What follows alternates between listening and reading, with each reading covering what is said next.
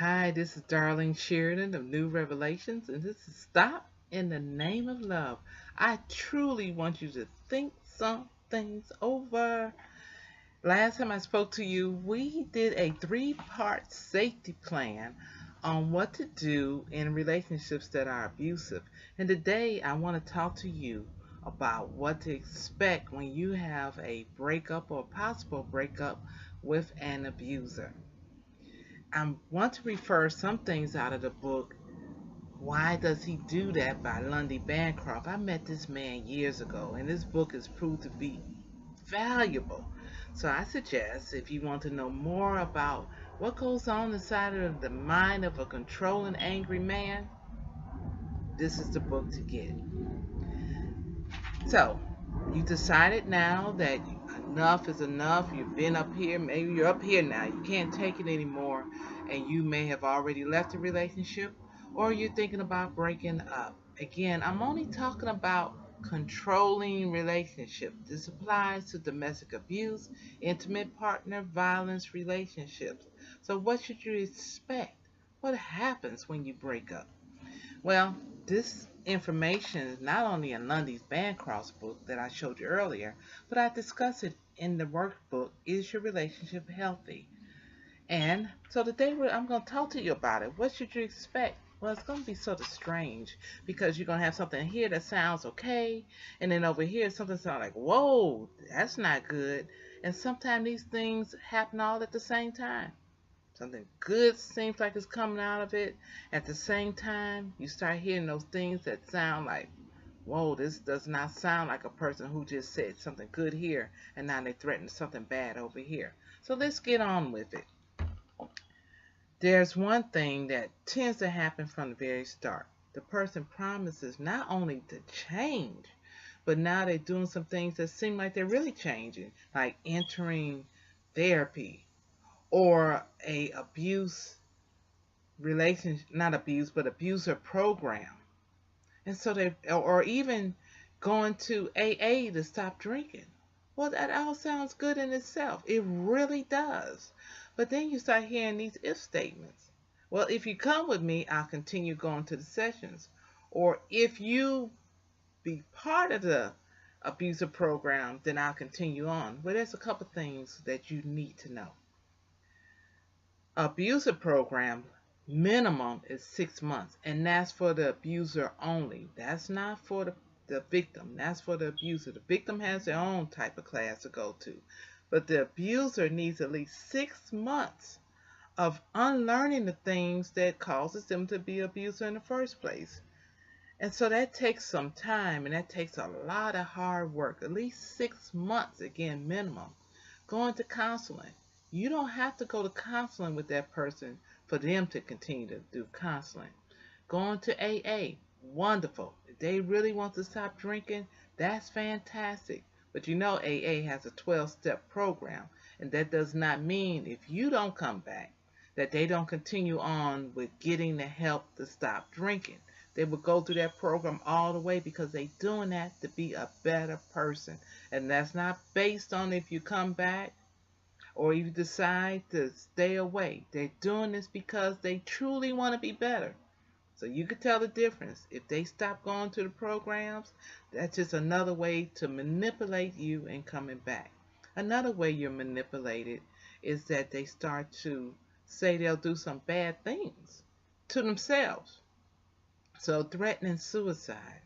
Oh, that's a hard one for someone to tell you, I'm going to kill myself if you don't come back. You know what kind of weight that places on a person and what you do to make sure that they don't harm themselves. Also, they may do things like, I'm not going to eat. They're not eating. They're not showing up at work. They're not around their family and friends. They're doing things that seem very harmful. And so now you have the extra burden thinking, well, if I go back, I know they'll be okay. But trust me, that's just another form of manipulation. Do they feel bad? They probably do. Do they have days where they don't want to eat? That's probably true. But when that is placed, that is your fault that they're doing these things. That is not fair. Also, they make you feel like make you feel very guilty because now they're saying you abandoned me. And so it's just so much weight on you. If you weren't feeling guilt before, now it's being packed. But then also, at the same time, they might start being very nice. The same person who treated you so poorly, said such horrible things about you, physically harmed you, did all type of things. Now they're being nice. Well, nice is a choice. We all can choose to be nice, but nice is not a character trait. It's a decision. So being nice all of a sudden is not necessarily a character change. Also, they may begin to have other people pressure you. If you're part of a faith community, you probably feel it even worse than some people because now they have gone to their pastor, to people in the church that you respect, and now these people are now coming in putting pressure on you. So, well, I saw brother so and so, brother Johnny is very remorseful. He talked to us, and I think you need to give him another chance. You need to forgive him. Well, there's two things. Forgiveness is something that you should do when you're ready because forgiveness is for you. It relieves you of some things. It gives you an opportunity to let some things go. But it does not always mean reconciliation. It means that any preconceived debt that you think that person owes you, to change or to make up things, you have relieved that person from doing that. For those who are telling you take him back or even take her back, nobody knows what goes on behind closed doors. You know what happens. But they're not privileged to that. There's another one that's very hard to deal with is if there's children involved, threatening to take the children, or threatening to get custody. Now that is a fight and you need resources for that. So one of the things you need to do is get advocates or legal aid or different assistance programs. That National Domestic Violence Hotline number can at least give you information for services in your area. That number is 1-800-799-7233. If that person was the breadwinner, maybe you're not employed or your income is not sufficient, now you're threatened with financial abuse, so to speak. So now they're threatening to, well, I'm not going to pay the rent or I'm not going to do this. So now it's time for you to start finding out what social services are available to help you get through what you need to go through. There's services that may help you with food, rental assistance, medical care, all the things that are necessary for life. So seek out those services. And some of those things you probably should have already start seeking out if you plan on even breaking up with an abuser. Now, your reputation is about to be damaged. The next thing that could happen is that now they start saying things about you so that people have a different view of you. And so those few friends you may have or people who you value their opinion, now you're even feeling more isolated from because now they're saying, well, she did this, or they might start spreading lies and rumors or saying things that would cause these people to look at you in a different way. Well, we all want to be loved, but sometimes you have to just realize and expect that these things will happen. Now, the physical assaults can increase. Again, that's why we talked about the safety plan. How to keep yourself safe. Go back over that plan. But the threats are heightened.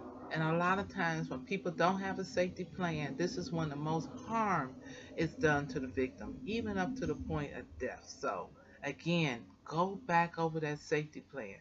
Your property could be ruined. Tires slashed, clothes damaged, all types of things can happen. So from a person being very nice to the next time you look up, they're taking your property and damaging it.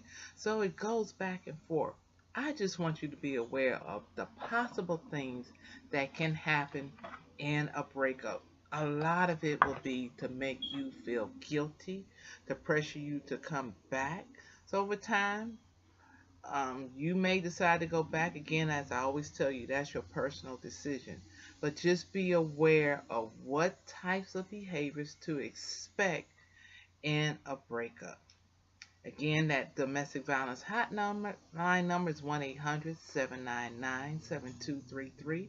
I believe love is the most wonderful thing. It's one of the best things that God created because God Himself is love.